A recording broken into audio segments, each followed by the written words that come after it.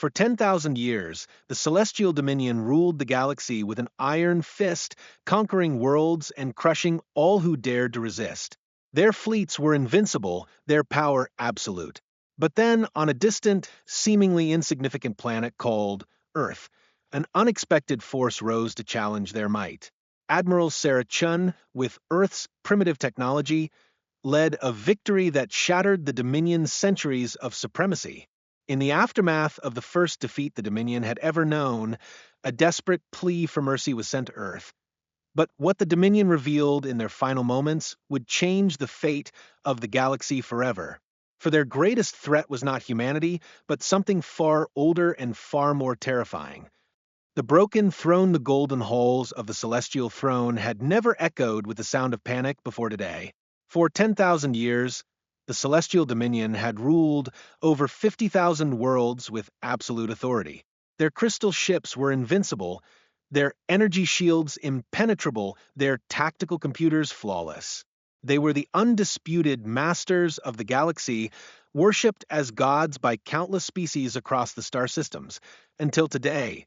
High Chancellor Zephyros stood before the massive viewing screen in the command center of Eternal Citadel, his normally composed features twisted with disbelief.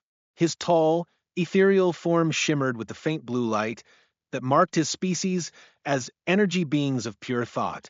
Around him, his council of advisors whispered in hushed tones, their voices carrying the weight of impossible reality. "Show me the battle footage again," Zephyros commanded, his voice carrying the harmonic resonance that had commanded respect across the galaxy for millennia. The holographic display flickered to life, showing the recent engagement near the Sol system. The Dominion's Third Imperial Fleet, consisting of 200 crystal battleships, had been sent to bring the newly discovered human species into the fold. It was supposed to be a routine pacification mission, the kind they had performed countless times before. Instead, they witnessed something that defied all logic and tactical doctrine. The human fleet was tiny by comparison, barely 30 ships of crude metal and primitive technology. Their vessels looked like flying scrapyards compared to the elegant crystal architecture of Dominion ships. Yet somehow, impossibly, they had not only survived the engagement, but had actually driven off the Imperial fleet. Admiral Sarah Chun stood on the bridge of the UES Defiant, her weathered hands gripping the command console as she watched the retreating Dominion ships disappear into hyperspace. At 52 years old, she had spent her entire career preparing for conflicts that military strategists insisted would never come.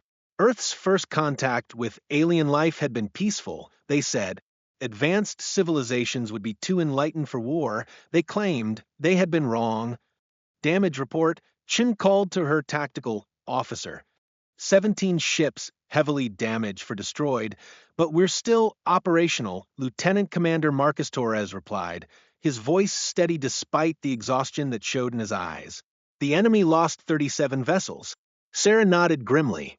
The cost had been high, but they had sent a message to the galaxy that Earth would not simply roll over and submit to alien rule. The Dominion had demanded humanity's immediate surrender and integration into their empire. They had offered advanced technology, extended lifespans, and a place in their perfect galactic society.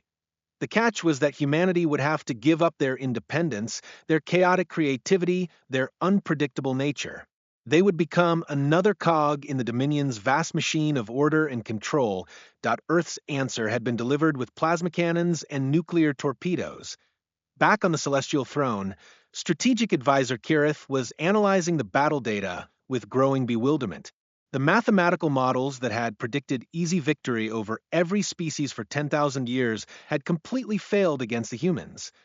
Their tactics make no sense, Kirith reported, his crystalline head pulsing with frustrated energy. They split their formations at random intervals, ignored optimal firing solutions, and used their damaged ships as weapons.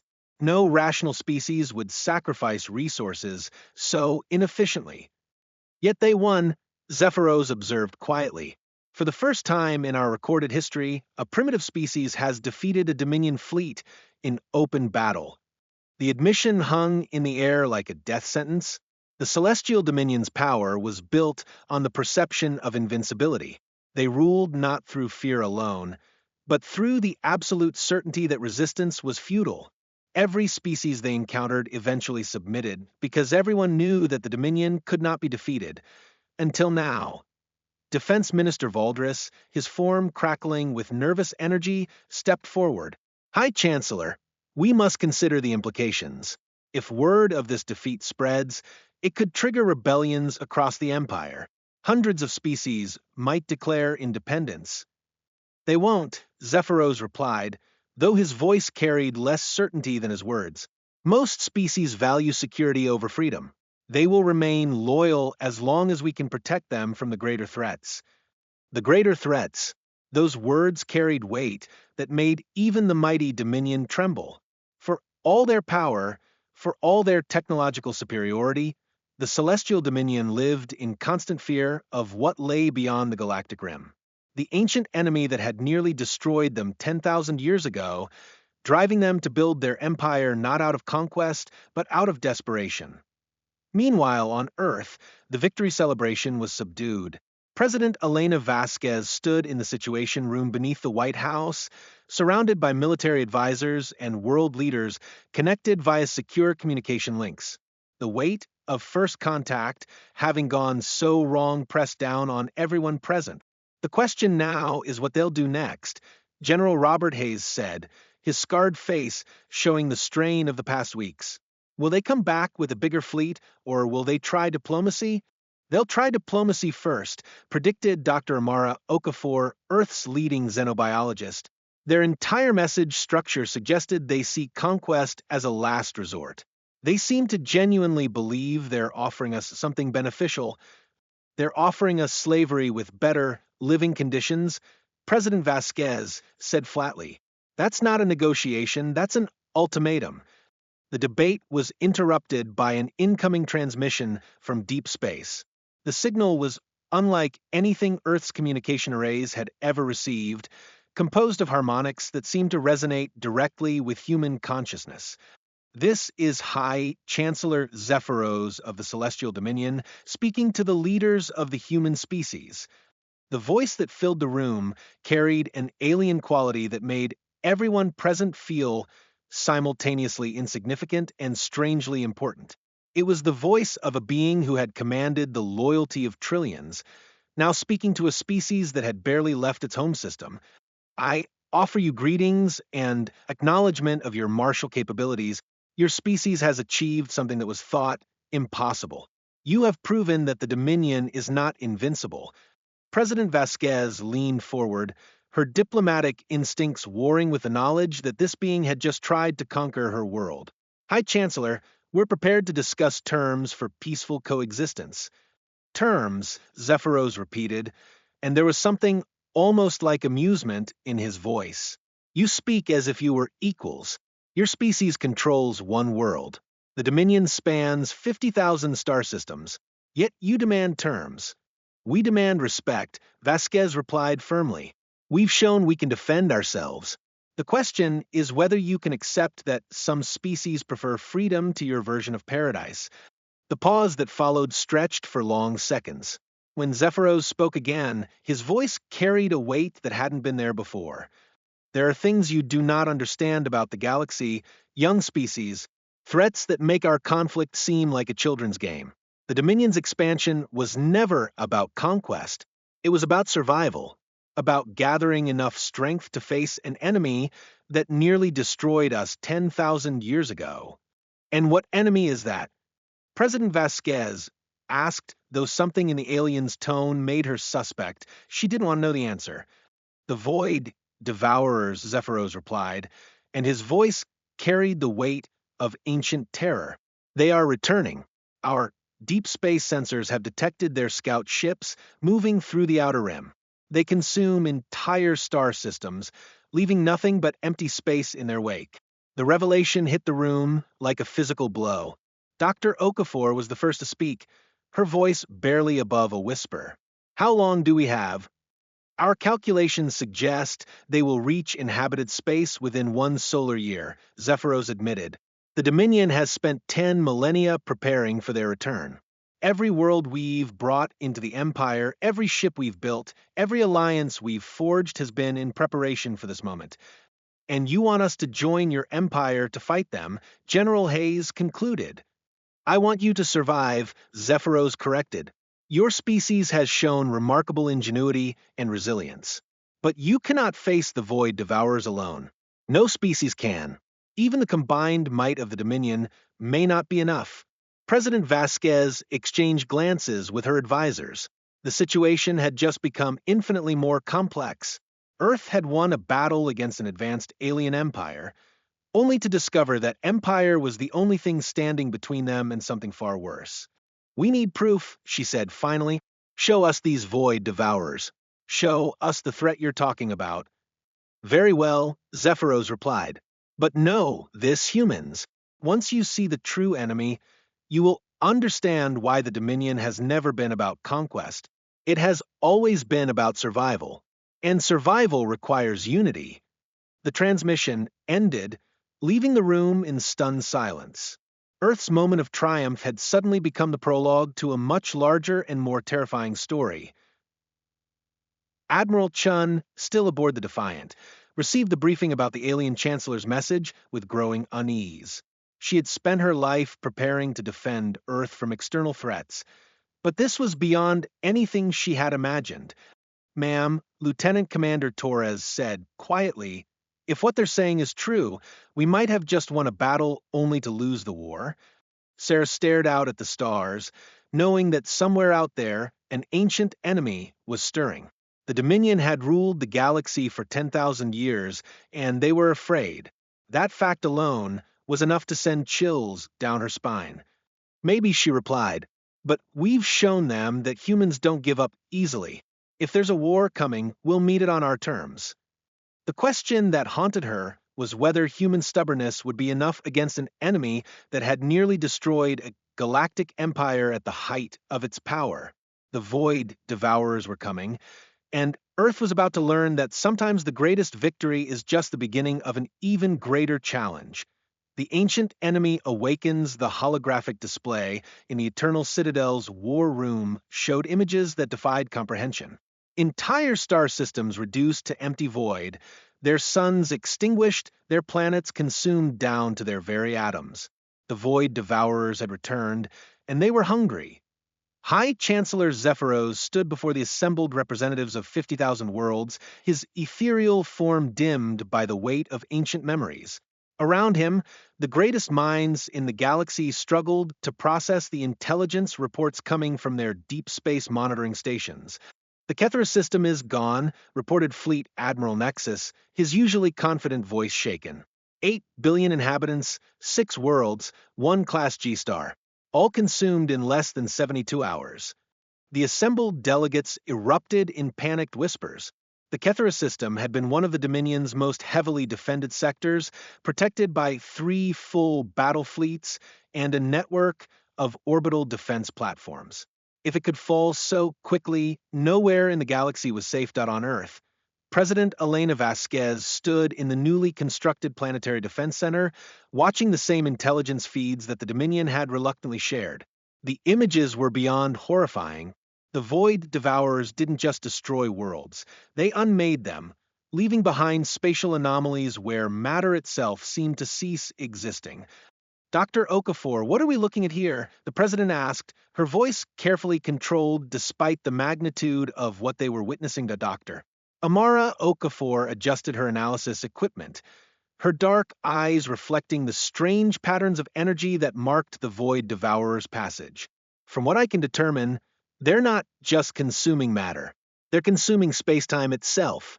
The areas they leave behind aren't empty space, they're literally nothing. No dimension, no existence at all. Admiral Sarah Chun, who had been studying the tactical data from the Dominion's first encounters, looked up from her displays. The Dominion's records show they've been preparing for this for 10,000 years. Every defensive strategy, every technological advancement, every alliance they've formed has been aimed at stopping these things. And yet, they're still losing, General Hayes observed grimly. 3 systems gone in the past week, and their fleets can barely slow them down. The truth was worse than anyone wanted to admit. The Celestial Dominion, with all their advanced technology and 10 millennia of preparation, was being systematically destroyed by an enemy that seemed to grow stronger with each world they consumed. A doctor. Elena Vasquez turned to her advisors. The Dominion is asking for our help.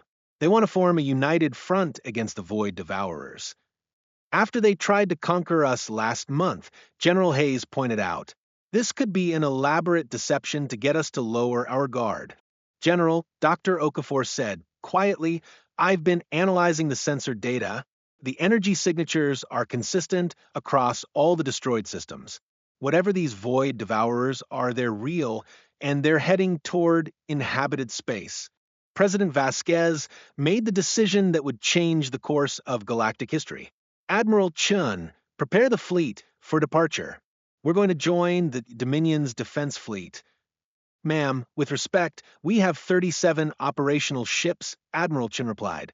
The Dominion has lost over 2,000 vessels in the past week.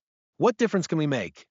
Maybe none, the president admitted, but we're going to try. The human fleet's arrival at the Dominion's primary staging area caused a sensation throughout the alien armada. Ship after ship of crystalline perfection surrounded the crude metal vessels of Earth's Navy, their crews broadcasting everything from curiosity to barely concealed contempt. High Chancellor Zephyros himself came aboard the UES Defiant to meet with Admiral Chun, his energy-based form adapting to the ship's atmosphere with obvious discomfort. Admiral Chun, he began, his voice carrying the harmonic resonance of his species, but tinged with something that might have been desperation. I must admit, I did not expect your species to answer our call for aid. We're not doing this for you, Sarah replied bluntly. We're doing this because if these Void Devourers consume the galaxy, Earth will be next. Pragmatic. I can respect that. Zephyros gestured to the tactical displays showing the current battle positions. Our strategy has been to engage them at the edge of each system, using our superior technology to destroy them before they can reach inhabited worlds. How's that working out for you? Admiral Chen asked, though her tone suggested she already knew the answer. It is not, Zephyros admitted. The Void Devourers adapt to our tactics faster than we can modify them. They learn from each engagement, growing stronger and more efficient. Our perfectly ordered battle formations have become predictable, our advanced technology insufficient. Admiral Chen studied the tactical data with growing understanding. The Dominion's approach to warfare was based on order, efficiency, and technological superiority. They fought with mathematical precision, their movements calculated to optimize resource usage and minimize casualties. Against an enemy that adapted and evolved, such predictability was a fatal flaw. Chancellor, she said slowly, your problem isn't that you're not advanced enough. Your problem is that you're too advanced. You've become so efficient that you've forgotten how to be chaotic. Zephyros's form flickered with confusion. Chaos is inefficient. It leads to unnecessary losses and tactical errors. Sometimes, Admiral Chen agreed, but it also leads to unpredictability. If your enemy can't figure out what you're going to do next, they can't adapt to counter it. The concept seemed to cause the alien chancellor physical discomfort. His species had spent millennia perfecting the art of logical warfare, eliminating randomness and emotion from their tactical doctrine. The idea of deliberately introducing chaos into their battle plans was almost incomprehensible. You suggest we abandon 10,000 years of military evolution to embrace randomness? I suggest you let us show you how humans fight, Admiral Chen replied. We'll take point on the next engagement. Your fleets can provide support, but let us set the tactical approach. The opportunity came sooner than anyone expected. The Void Devourers had begun their assault on the Tigris system, home to 12 billion inhabitants across 4 worlds. The Dominion's 7th Fleet was already engaged, following their standard tactical doctrine of forming defensive perimeters and engaging the enemy at maximum range. They were losing. Admiral Chun watched the battle unfold on her displays, noting how the Void Devourers moved with an almost organic fluidity, their dark ships seeming to flow around the Dominion's rigid formations like water around stones. All ships, this is Admiral Chun, she broadcast on the human fleet's tactical frequency. Forget everything you learned in the academy. We're going to show these things what happens when you pick a fight with the descendants of predators. The human fleet's approach was everything the Dominions was not. Instead of maintaining formation, the ships scattered seemingly at random, each captain given broad objectives, but complete freedom in how to achieve them. They attacked from multiple vectors simultaneously, their crude weapons firing in patterns that seemed to follow no logical sequence. The Void Devourers, which had been systematically dismantling the Dominion's ordered formations, suddenly found themselves facing an enemy that defied their adaptive algorithms. Just as they began to counter one human ship's attack pattern, that ship would completely change its approach, forcing the Void entities to start their analysis over again. Captain Maria Santos, commanding the UES Wolverine, found herself in close combat with a Void Devourer that seemed to be made of living darkness. Its weapons fired streams of nothingness that erased anything they touched, but Maria had grown up in the slums of Sao Paulo, where survival meant being unpredictable. "This is Wolverine," she called out. "I'm going to ram this thing." "Negative, Wolverine," came Admiral Chen's voice. "You're too valuable to lose." "Then I'll ram it halfway," Maria replied, and sent her ship into a suicidal dive toward the Void entity, only to veer away at the last second and rake its flanks with plasma fire. The Void Devourer, which had been preparing to counter a ramming attack, was caught off guard by the feint. Its adaptive system struggled to process the illogical behavior, buying precious seconds for other human ships to exploit the opening. Across the battlefield, similar scenes played out as human captains embraced the chaos of their nature. They used damaged ships as decoys fired at empty space to confuse enemy sensors, and even had two ships deliberately collide to create a debris field that masked their approach. High Chancellor Zephyros watched from his command ship in growing amazement. The human tactics were wasteful, inefficient, and completely insane. They were also working. "Strategic advisor, Kirith," he called to his chief tactician. "Are you recording this?" "Yes, High Chancellor," Kirith replied, his crystalline form pulsing with confusion. "But I do not understand how to quantify their methods. They seem to be fighting based on instinct rather than calculation." "Instinct," Zephyros repeated. The word held concepts that his species had largely abandoned in their pursuit of perfect order. "They are fighting like animals." "Evolved animals," Admiral Chin corrected, having overheard the comment on the shared command frequency. "We spent millions of years learning to hunt and survive. You can't program that kind of experience into a computer." The tide of battle was turning. The Void Devourers, faced with an enemy that refused to follow predictable patterns, began to retreat. For the first time in 10,000 years, they had encountered something they couldn't adapt to quickly enough, but the victory came at a cost. The human fleet had lost 8 ships, nearly a quarter of their total force. The Dominion's precise tactics would have achieved the same result with far fewer casualties. "Admiral Chun," Zephyros said as the immediate threat passed, "your methods are effective, but the cost in lives and resources is substantial." "Freedom isn't free, Chancellor," Sarah replied, her voice carrying the weight of centuries of human struggle. "Sometimes you have to pay a price for the right to exist on your own terms." As the combined fleets regrouped, intelligence reports began arriving from across the galaxy. The Void Devourers were changing their approach, becoming more cautious in their attacks. The unpredictable human tactics had introduced an element of uncertainty into their calculations, but there was more troubling news. The Void Devourers weren't just consuming matter and energy. They were consuming the very fabric of space-time, leaving behind wounds in reality that were slowly expanding. If they weren't stopped soon, the damage to the galaxy would become irreversible.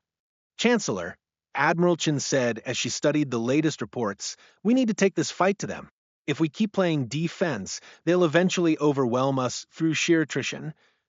"Impossible," Zephyros replied. "We do not know where they come from or how to reach their source. They appear from the void between galaxies and disappear just as easily." "Then we make them come to us," Sarah said, her mind already working on the problem. We give them a target they can't resist. The plan that emerged was as audacious as it was dangerous. Instead of defending scattered worlds across the galaxy, they would concentrate their forces around a single target and dare the Void Devourers to attack it. The target would be Earth itself. "You're proposing to use your homeworld as bait," Zephyros said, his form flickering with disbelief. "I'm proposing to use our homeworld as a trap," Admiral Chun corrected. "If we can lure the main Void fleet to Earth, we can hit them with everything we've got." The debate that followed was heated and desperate. The Dominion's advisors argued that the plan was too risky, that the loss of Earth would demoralize the human forces and potentially doom the entire galaxy. But the humans were unanimous in their support. "This is our choice to make," President Vasquez said during the final planning session. "Earth is our world to defend or sacrifice as we see fit." The decision was made. The combined human-Dominion fleet would make its stand at Earth, using humanity's homeworld as the ultimate lure for the Void Devourers. It was a gamble that would determine the fate of the galaxy. As the fleets prepared for the final battle, Admiral Chun stood on the bridge of the Defiant, looking out at the blue marble of Earth suspended in the void. She had spent her life defending this world, and now she was about to risk everything on one desperate throw of the dice. "Admiral," Lieutenant Commander Torres said quietly, "do you think we can win?" Saracen smiled grimly. "Torres, we're humans. We've been fighting impossible odds since we climbed down from the trees. The Void Devourers are about to learn what happens when you threaten our home." The fury of the Forgotten, the greatest armada in galactic history, assembled in the Sol system, a fusion of crystalline perfection and human ingenuity that defied every tactical doctrine ever written. Ships from 50,000 worlds formed defensive perimeters around Earth, their weapons trained on the empty space between stars where sensors indicated the approaching darkness. Admiral Sarah Chun stood on the bridge of the U.S. Defiant, watching the tactical displays that showed the impossible scope of the coming battle. The Void Devourers were approaching as a unified force for the first time in 10,000 years, their hunger drawn by the concentrated life energy of the assembled fleets. "Sensor contacts," reported Lieutenant Commander Torres, his voice tight with controlled fear. Multiple signatures emerging from hyperspace at the edge of the system. The display screens flickered and went black for a moment, then showed something that challenged the very concept of existence. The Void Devourers weren't ships in any conventional sense. They were tears in reality itself, moving wounds in space-time that consumed light and matter with equal appetite. High Chancellor Zephyros materialized on the bridge of the Defiant, his energy form crackling with barely contained power. "Admiral Chun, are you certain about this strategy? We have concentrated 90% of our remaining forces in this system. If we fail here, the galaxy dies with us." "If we fail anywhere else, the galaxy dies anyway," Sarah replied, her weathered hands steady on the command console. "At least this way, we go down fighting." The human fleet had been integrated into the Dominion's battle lines, but not in the way any military strategist would have planned. Instead of forming coherent formations, the human ships were scattered seemingly at random throughout the defensive perimeter, each captain given broad objectives, but complete freedom in execution. Dr. Amara Okafor, now serving as the combined fleet scientific advisor, was monitoring the Void Devourer's approach from her position aboard the Dominion flagship. "Their energy signatures are unlike anything we've encountered," she reported. "They're not just consuming matter and energy. They're consuming the quantum foam that underlies reality itself." "Meaning?" Admiral Chen asked, though she suspected the answer wouldn't be encouraging. "Meaning they're not just destroying things," Dr. Okafor replied. "They're unmaking them, erasing them from existence so completely that they never existed at all." The implications were staggering. If the Void Devourers succeeded in their consumption of the galaxy, not only would all life cease to exist, but it would cease to have ever existed. The very history of countless civilizations would be deleted from the universe. "All ships, this is Admiral Chun," Sarah broadcast on the combined fleet frequency. In case anyone was wondering what we're fighting for, Dr. Okafor just reminded us. We're not just fighting for our lives or our worlds. We're fighting for the right to have existed at all. The response came from across the galaxy, transmitted through quantum communicators that allowed instantaneous communication across vast distances. Ships from species that had never worked together, crews that had been enemies for millennia, all united in their determination to face the ancient darkness.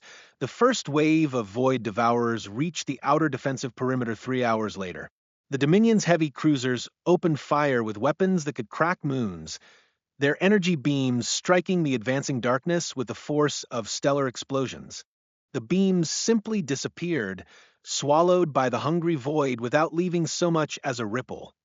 Conventional weapons are ineffective, reported Fleet Admiral Nexus, his usual confidence shaken. The void entities are absorbing our energy attacks. Then we stop being conventional, Admiral Chin replied. All human vessels execute Pattern Omega. Pattern Omega was barely a pattern at all. It was organized chaos, a battle plan that called for human ships to attack using their most unpredictable instincts. Captain Maria Santos, commanding the U.S. Wolverine, launched herself directly at the largest void entity, her ship's engines pushed far beyond safe parameters.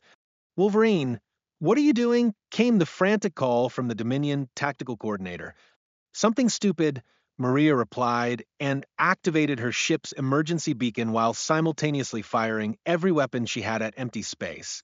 The void entity, which had been preparing to consume the approaching ship, suddenly found itself confused by the mixed signals. The distress beacon suggested a disabled vessel, but the weapon's fire indicated active hostility. Its adaptive system struggled to process the contradictory information. In that moment of confusion, Maria's ship slipped past the entity's defenses and delivered a full spread of nuclear missiles directly into its core. The explosion didn't destroy the void entity, but it did something unexpected. It caused the creature to flicker, its form becoming unstable as it struggled to maintain coherence. "Did you see that?" Dr. Okafor called out excitedly. The nuclear detonation disrupted its quantum structure. It's not invulnerable to all forms of energy. It's the randomness, Admiral Chin realized. Nuclear fission is inherently chaotic. The void entities can predict and absorb ordered energy, but they can't process true randomness. The discovery changed everything. Within minutes, human ships throughout the fleet were adapting their tactics, using controlled chaos to disrupt the void entity's ability to predict and counter their attacks. They fired weapons in random patterns, changed course without tactical reason, and even deliberately damaged their own systems to create unpredictable energy signatures. High Chancellor Zephyros watched the battle unfold with growing amazement. The humans were fighting like berserkers, their actions seeming to follow no logical pattern. Yet somehow, they were achieving what 10,000 years of Dominion military science had failed to accomplish. They were hurting the void devourers. Chancellor, Strategic Advisor Kirith said, his crystalline form pulsing with confusion, "I cannot calculate the humans' tactical efficiency. Their actions seem to violate every principle of warfare." "Perhaps," Zephyros replied slowly, "that is why they are succeeding." The battle raged for hours, with neither side able to gain a decisive advantage. The human tactics were effective but costly, while the void entity's adaptive abilities allowed them to eventually counter even the most unpredictable attacks. Ships were lost on both sides, their crews making the ultimate sacrifice to buy time for their comrades. Then something unexpected happened. The largest void entity, which had been consuming the debris from destroyed ships, suddenly convulsed and began to change. Its form became more stable, more defined, and when it spoke, its voice carried harmonics that seemed familiar. "Why do you fight us?" the entity asked, its words transmitted directly into the minds of everyone in the fleet. "We are not your enemies. We are your predecessors." The revelation hit the combined fleet like a physical blow. Admiral Chun felt her blood turn to ice as the implications became clear. "You're not invaders," she said, her voice carrying across the communication networks. "You're refugees." We were the first, the entity replied, its form shifting to reveal glimpses of what it had once been. We ruled this galaxy 10 million years ago, before the younger races evolved, before the Dominion claimed our worlds. We were driven into the void, forced to survive by consuming the very fabric of existence. High Chancellor Zephyros's form flickered with sudden understanding. The Void Devourers are the galaxy's original inhabitants. The Dominion has been built on their bones. And now you've learned to fight like we once did, the entity continued, its attention focusing on the human ships. Chaotic, unpredictable, refusing to accept defeat. You remind us of ourselves before we lost our physical forms. Dr. Okafor, monitoring the exchange from the Dominion flagship, made a connection that changed everything. The quantum signatures, she said suddenly, they're not just consuming space-time. They're trying to recreate it. They're trying to go home. The truth was more complex and tragic than anyone had imagined. The Void Devourers weren't trying to destroy the galaxy. They were trying to restore it to its original state, to reclaim the worlds that had been theirs before the younger races had evolved and claimed them.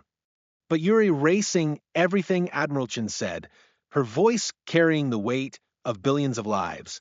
Every civilization, every world, every being that exists now. As our worlds were erased, the entity replied, as our civilizations were forgotten. We survived by becoming nothing, by embracing the void between existence and non-existence. Now we return to reclaim what was always ours. The standoff stretched for long minutes, two ancient forces facing each other across the void of space. The Void Devourers represented the galaxy's forgotten past, while the combined fleet stood for its uncertain future. Between them hung the fate of countless worlds and the billions of beings who called them home. Admiral Chun felt the weight of decision pressing down on her shoulders. She was a soldier, trained to fight enemies and protect her people. But how do you fight someone who was fighting for the same thing you were? How do you protect your home when your enemy claims it was their home first? There has to be another way, she said. Finally, her words broadcast to both fleets. The galaxy is vast enough for all of us. There are empty systems, uninhabited worlds. We don't have to destroy each other. Spoken like a young species that has never lost everything, the Void entity replied, though its tone carried something that might have been sadness. You do not understand. We are not seeking territory. We are seeking to exist again, to be more than shadows, feeding on the dreams of the living. High Chancellor Zephyros stepped forward, his energy form brightening as he addressed the ancient beings. Then let us help you exist again. The Dominion has technologies that could give you physical form, worlds where you could rebuild your civilization. Your technology? The Void entity's laughter was like the sound of dying stars. Your entire civilization is built on the bones of ours. Every crystal in your ships was grown in gardens we planted. Every energy pattern you manipulate was discovered in our laboratories. You are children playing with toys you do not understand. Dr. Okafor, monitoring the exchange, suddenly gasped as new data flowed across her screens. Admiral, I'm detecting massive energy buildups throughout the Void Fleet. They're preparing for a final assault. All ships, prepare for combat, Admiral Chen ordered, but her heart wasn't in the command. The Void Devourers had a legitimate claim to the galaxy, even if pursuing it meant the extinction of every current inhabitant. But then Lieutenant Commander Torres spoke up from his station, his voice carrying a strange excitement. Admiral, I'm reading something unusual. The human ships that have been damaged in the fighting, their quantum signatures are becoming more stable, not less. It's like the chaos of battle is actually strengthening them. The observation sparked a memory in Admiral Chen's mind. The human fleet's unpredictable tactics hadn't just confused the Void Devourers, they had somehow resonated with them. The ancient beings had recognized something familiar in humanity's chaotic approach to warfare. You said, we remind you of yourselves, Admiral Chen said, addressing the lead Void entity. What if that's not a coincidence? What if that's the answer? Explain, the entity replied, its form shifting with interest. You've spent 10 million years as beings of pure void, pure chaos, Admiral Chin continued, her mind racing as the pieces fell into place. But chaos needs order to define itself against. You can't exist as pure nothing because pure nothing has no meaning. Dr. Okafor picked up the thread, her scientific training allowing her to see the implications. The quantum mechanics support it. Void states can only exist in relation to non-void states. They need each other to maintain stability. You're suggesting symbiosis, High Chancellor Zephyros said, his voice carrying wonder, that the void devourers and the current galactic civilizations could coexist, each defining the other. The void entity's form began to shift more rapidly, cycling through configurations that seemed to test the possibility. It has been so long since we considered anything but consumption. But perhaps there is another way. Admiral Chin seized the moment. The galaxy is vast enough for order and chaos, for void and substance, for ancient wisdom and young ambition. We don't have to be enemies. We can be partners. The negotiation that followed was unlike anything in galactic history. Representatives of 50,000 worlds sat down with beings older than their oldest civilizations, trying to forge an agreement that would allow both chaos and order to exist within the same universe. The void devourers would be given empty regions of space where they could exist in their natural state, feeding on cosmic background radiation and the quantum foam between galaxies. In return, they would share their ancient knowledge with the younger races, teaching them technologies and concepts that predated the formation of most star systems. But more importantly, they would work together to maintain the balance between order and chaos that both sides needed to survive. The Dominion's perfect order would be tempered by controlled chaos, while the Void Devourer's consuming hunger would be balanced by the creative force of new life. The agreement was formalized in the Treaty of Three Realms, establishing separate but interconnected domains for the Void Devourers, the Celestial Dominion, and the independent species that chose to remain neutral. Humans, having served as the catalyst for the peace, were given the role of mediators, their chaotic nature making them ideal intermediaries between order and void. Admiral Chin stood on the observation deck of the newly constructed Harmony Station, watching ships from all three realms dock at the massive structure. The station itself was a marvel of cooperative engineering, combining Dominion crystal technology, human innovation, and void manipulation of space-time to create something that could exist in multiple dimensional states simultaneously. Admiral came a familiar voice, and she turned to see High Chancellor Zephyros approaching, his energy form more stable than she had ever seen it. I wanted to thank you, not just for the victory, but for showing us that victory could mean something other than conquest. Don't thank me yet, Sarah replied with a smile. Wait until the first diplomatic incident when some human captain decides to ram a void entity because it looked at them funny. Zephyros's form flickered with what might have been amusement. I suspect that unpredictability will be valuable in the years to come. The galaxy has become a more interesting place.